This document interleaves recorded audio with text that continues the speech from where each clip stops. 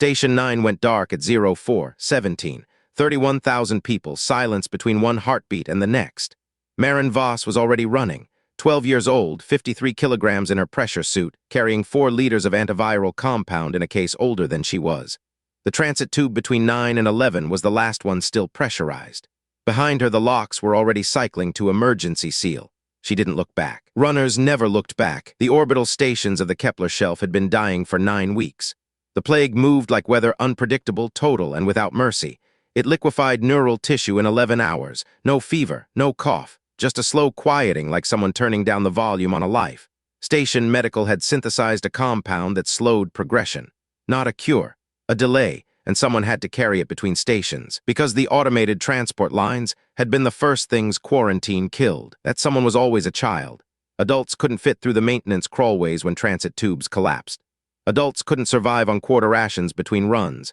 Adults asked too many questions. There were 9 runners on the shelf. Maren was the fastest. She'd made 19 deliveries in 6 weeks. Every station she reached had survivors when she arrived. Every station she left still had some when she departed. She held onto that number like a prayer. But numbers, she was learning, could lie. Station 11's dock was a cathedral of rust and recycled air. Chief Medical Officer Hadley met her at the seal, his face mask fogged from the inside. He took the case without greeting, weighed it, opened it, counted the vials, 16. His hands trembled. 9, he asked. Maren shook her head. Hadley closed his eyes. When he opened them, something behind them had shifted, and he looked at Maren like she was a question he was afraid to answer. She slept in the runner's bay, a converted storage closet with a hammock and a water recycler that tasted like pennies. The walls were covered in tally marks from previous runners. Some tallies stopped mid-count. Maren added her mark and tried to sleep. Through the thin wall, she heard Hadley arguing with comms. She caught fragments. Timeline doesn't match, and every station she's visited, and then quieter, a word that made her stomach drop. Vector. Morning on Station 11 meant the lights shifted from red to amber. Maren found breakfast waiting, real protein paste, not the synthetic chalk the runners usually got. That was the first wrong thing. The second was the guard outside the runner's bay. He smiled at her too carefully, the way adults smiled when they'd already decided something terrible. "CMO Hadley wants to see you," he said, "before your next run." But his hand rested on the door seal, not the handle. Hadley's office was a glass-walled box overlooking 11's central atrium. Below, people moved in careful clusters, masked and gloved. He pulled up a holographic map of the shelf, 26 stations in a rough constellation. 7 were dark, dead. The rest pulsed in shades of amber and red. He traced a line through them. "Your route," he said. Then he traced another line, the plague's spread pattern. They were identical. Maren stared at the overlapping paths and felt the floor tilt beneath her. "It's coincidence," Maren said. Her voice sounded small in the glass room. Hadley zoomed in on the timestamps. Station 14 received her delivery on day 19. First plague case appeared on day 21. Station 7, day 26 and 28. Station 3, day 30 and 32, every single station. A 2-day delay after her arrival, every single time. "I'm bringing medicine," she said. "I'm helping." Hadley's silence was worse than any accusation he could have spoken. "The compound works," Hadley said carefully. "We've confirmed that. It slows progression in infected patients." He paused. But 3 stations that never received a runner delivery, stations 20, 22, and 24, have had 0 cases. 0. They're the only clean stations left. Maren's hands went cold. Those were the stations too far out for runners to reach, the ones everyone assumed were simply lucky or already dead. But they weren't dead. They were the only ones still fully alive. She did the math herself, sat on the floor of Hadley's office with a datapad and checked every delivery against every outbreak report.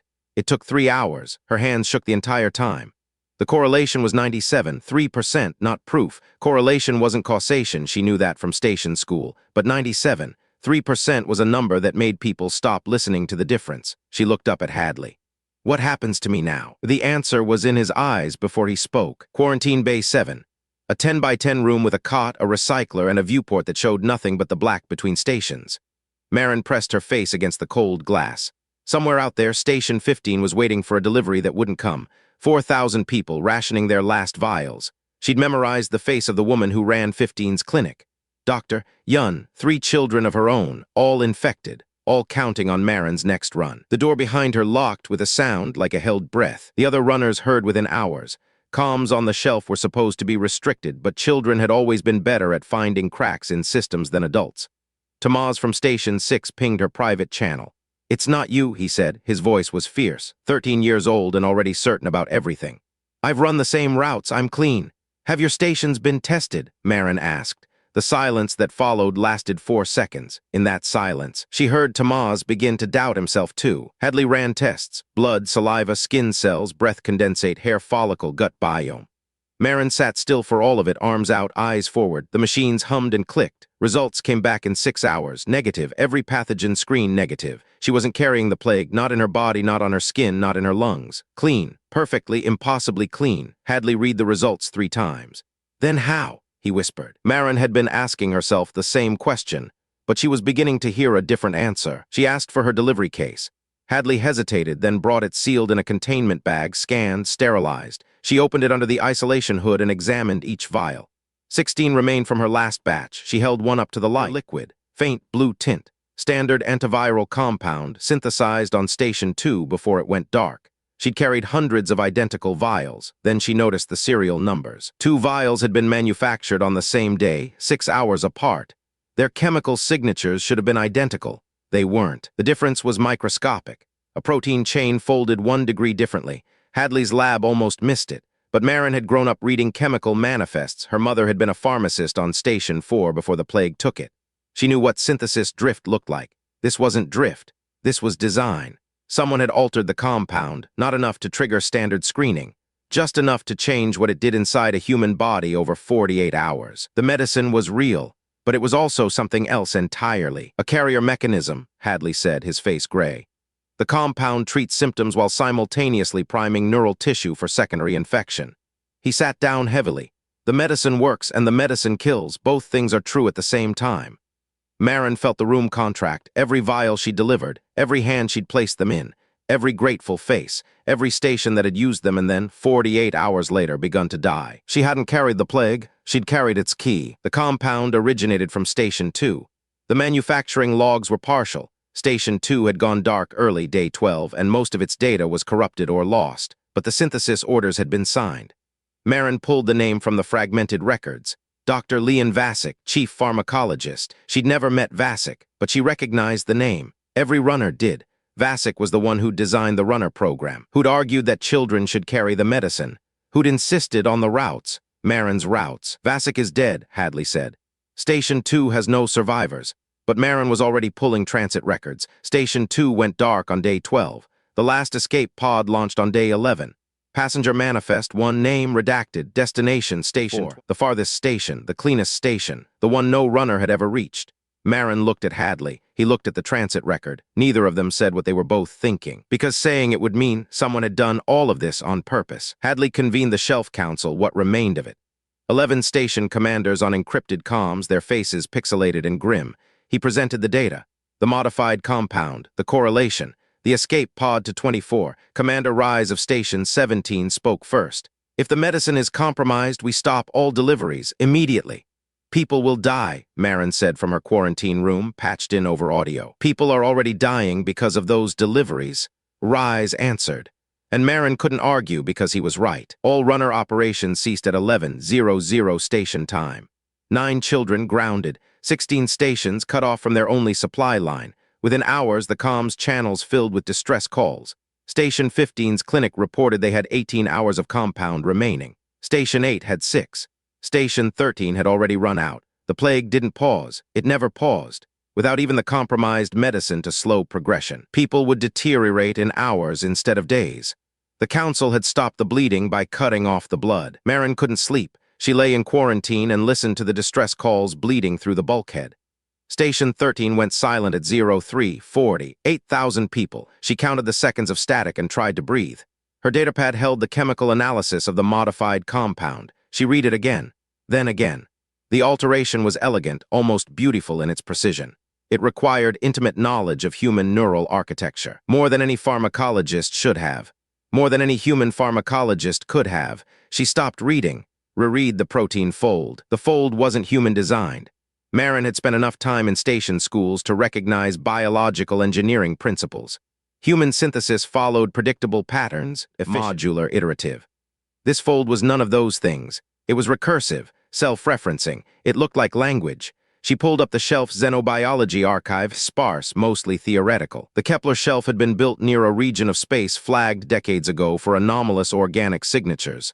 Flagged and then inexplicably unflagged. The records had been edited.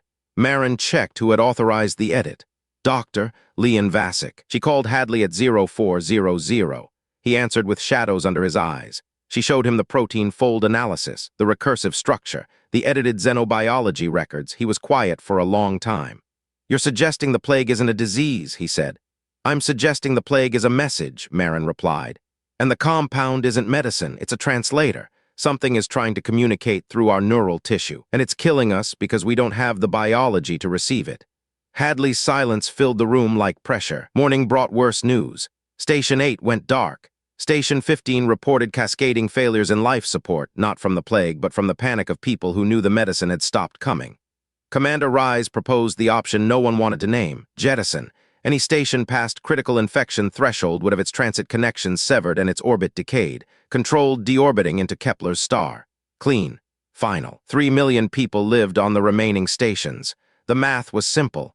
The math was always simple. It was the humanity that was complicated. Maren had 48 hours before the council voted on jettison. She spent the first 6 reanalyzing every scrap of data from Station 2. Vasic's personal logs were mostly corrupted, but fragments survived. One entry dated 3 days before Station 2 fell. "Contact confirmed, not pathogen, not hostile, frustrated. It has been trying to reach us for decades. The organic signatures we flagged in the Kepler region, it was knocking. We heard it. We unflagged it. We covered our ears and pretended the knocking would stop." The next was shorter.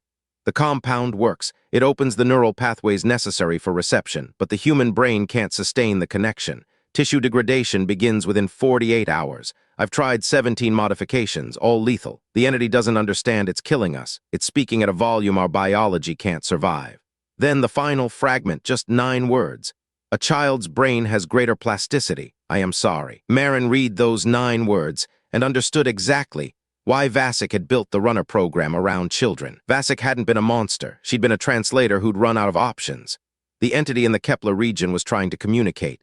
The compound opened a door. Adults died. Children might survive, their neural tissue more adaptable, more elastic, more capable of reshaping itself around an alien signal. The runners weren't carrying medicine. They were carrying receivers, and every station that used the compound became an antenna. The plague wasn't infection. It was a signal too loud for the human brain, burning through neural tissue like current through inadequate wire. Maren had taken the compound herself. Every runner had standard protocol, 1 dose before each mission as prophylaxis. She'd taken 19 doses over 6 weeks. She should be dead. She pulled up her medical scans from Hadley's tests. Brain structure normal, neural tissue intact, no degradation, no inflammation. 19 doses and her brain hadn't burned. It had adapted. Somewhere in the architecture of her 12-year-old mind, the signal had found a pathway that didn't destroy the wiring. She wasn't the vector. She wasn't the cure. She was the receiver that worked. She told Hadley. He ran the scans again, then a 3rd time. Her neural tissue showed patterns that didn't exist in any medical database, new synaptic structures, self-organized, threaded through her cortex like roots through soil. They weren't damaged, they were growing. "Can you hear anything?" he asked. Maren closed her eyes. She'd been hearing it for weeks and calling it tinnitus. A low hum beneath conscious thought, like a voice speaking through water. She'd ignored it because runners learned to ignore everything that wasn't the next delivery. She stopped ignoring it. In the silence of quarantine, she sat cross-legged on the cot and listened. The hum resolved slowly like eyes adjusting to darkness. Not words, nothing so structured. Shapes, impressions, a vast loneliness pressing against the walls of the Kepler region, something ancient, immobile, aware. It had detected the stations decades ago. Tiny sparks of consciousness at the edge of its perception. It had reached out the only way it could, through organic chemistry, through biology, through the fundamental language of living things. And every time the sparks went out, Maren opened her eyes. Tears she didn't remember starting ran down her face. "It doesn't know it's killing us," she told Hadley. "It thinks we're choosing to stop talking. It thinks we're rejecting it. Every time a station goes dark, it thinks we've turned away." She wiped her face. "So it reaches harder, louder, and more of us die." 26 stations, 8 dark, 3 more failing, an entity that was grieving every death as a rejection, responding to loss by reaching out with even more destructive force. The council vote was in 31 hours. Jettisoned protocols required severing transit connections and firing orbital correction thrusters to push infected stations into decay trajectories. Once initiated, irreversible. Commander Rise had already begun pre-calculations for stations 15, 6, and 11. 11. The station Maren was on. She contacted Tamaz on the private channel. I need you to do something, she said. Something the council won't authorize. Name it, Tamaz said without hesitation, 13 years old and still certain about everything. She was counting on that certainty. The plan was simple and possibly suicidal. Maren needed to reach Station 24. That's where Vasic had fled and where Vasic had likely continued her research, with the one advantage no other station had, proximity to the entity's origin point. If Vasic had found a way to modulate the signal, to reduce its volume to survivable levels, the answer was on 20. The problem, 24 was 9 transit hops away, and all runner operations were grounded. The solution, runners had never been good at following rules. Tamaz created the diversion. A false pressure alarm on Station 11's docking ring drew security away from the transit hub for 11 minutes. Maren moved through the maintenance crawlways she knew by memory, through the spaces only a child's body could navigate. She reached the transit pod bay, overrode the lock with a runner's emergency code that no one had thought to revoke, and launched herself into the dark between stations. The pod was built for cargo, not passengers, no heating, no comms. She had 4 hours of air. 24 was 3 hours and 47 minutes away. Transit pod had a viewport the size of her palm. Through it she watched stations pass, some lit, some dark, all of them hanging in the void like ornaments on a dead tree. The hum in her mind grew stronger with each passing kilometer, not louder, clearer. The entity was aware of her. She felt its attention shift, vast, slow, careful, like a giant noticing a moth on its hand and trying not to breathe too hard. It was adjusting. For the first time in decades of trying, something was adjusting for her. Station 24 was dark from the outside. No running lights, no beacon. Maren docked manually, using the last of the pod's thrust to align with the emergency port. The seal was intact, atmosphere breathable. She cycled through into a corridor lit only by emergency strips on the floor. The station wasn't dead. It was hiding. She followed the strips deeper past sealed labs and empty quarters until she reached the central bay. Dr. Leon Vasic sat at a console in the dim light, alive and visibly unsurprised. "You're the one who adapted," Vasic said. "Sit down." Vasic had been working alone for nearly 8 weeks. The console showed models of the entity's signal, mapped, analyzed, deconstructed. She'd found the modulation key, a specific neural pattern that, when transmitted back, told the entity to reduce its amplitude. A whisper instead of a shout. No human adult brain could generate the pattern. The neural architecture required to produce it was exactly the architecture that Maren's brain had grown on its own. "I designed the runner program hoping one of you would adapt," Vasic said, her voice cracked. The cost was unconscionable. Maren didn't forgive her. Forgiveness wasn't what was needed. What was needed was 22 hours before the jettison vote and a way to tell an ancient entity that humans were fragile, that their brains were small, that they wanted to listen but couldn't survive the volume. Vasic connected Maren to the transmission array. The hum filled every part of her mind. And Maren did the most human thing possible. She didn't shout back. She whispered. She shaped the neural pattern, delicate, deliberate, and sent it into the dark. She said, "Quieter, please, quieter." The effect was immediate. Across every remaining station on the shelf, the plague stopped progressing. Not reversed, stopped. Patients in mid-deterioration stabilized, neural tissue held. The entity had heard. It had understood. Not the words, there were no words. It had understood the shape of fragility. The shape of a small mind reaching across the void, not to reject but to ask for gentleness.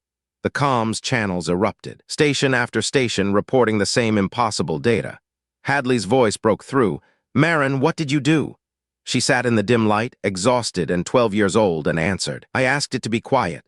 The jettison vote never happened. In the weeks that followed, 7 other children developed the adapted neural structures, then 12, then 40. The entity learned patience. Humans learned to listen. The conversation was slower than either side wanted, a word a day, sometimes less. But it continued. Maren ran the routes again, not carrying medicine, but carrying vocabulary. And sometimes, in the silence between stations, she felt the entity's attention settle on her like sunlight through deep water, vast, warm, and unspeakably gentle. It had crossed the dark to find someone who would listen. So had she. If this story stayed with you, subscribe. A new one leaves Earth every day.